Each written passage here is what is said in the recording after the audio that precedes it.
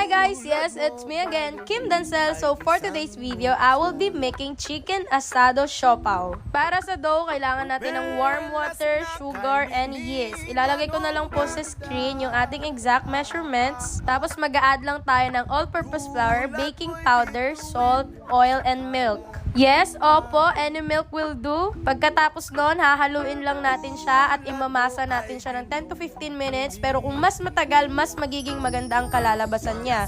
And then, i-rest lang natin siya ng 1 hour para maging double yung size niya. Para sa filling, ginamit ko ang chicken karagi ng Napoleon. Since malalaki ang hiwa niya, hiniwa ko na lang siya ng mas maliliit. And pwede kayong gumamit ng chicken na nabibili sa palengke. Since meron ako niyan, yan na lang yung ginamit ko. Ginisa ko lang siya sa onion and garlic and then nag-add ako ng soy sauce, water, star anise, and sugar. Tapos mag-add tayo ng slurry. After ng filling, makikita nyo na nag-double na yung size ng dough. Bahala na kayo kung gaano kalalaking siopaw ang trip nyong gawin. Ipa-flatten lang natin siya and then mag-add tayo ng filling sa gitna and make sure na ilalak ninyo para hindi tatagas yung filling kapag iluluto natin siya. Pindot-pindutin nyo lang para ma-secure talaga siya and maglalagay tayo ng parchment paper sa ilalim. Tapos, rest nyo muna siya ng another 15 minutes before steaming. Kapag magi-steam naman tayo is dapat make sure na kumulo na yung tubig at dapat may cloth yung takip ng steamer para hindi maging soggy yung texture ng siopaw. After 18 minutes, you're good to go. Medyo maproseso lang siya but it's all worth it. Try nyo to guys. And again, it's Kim Dancel. Please like and follow me for more cooking videos. Bye!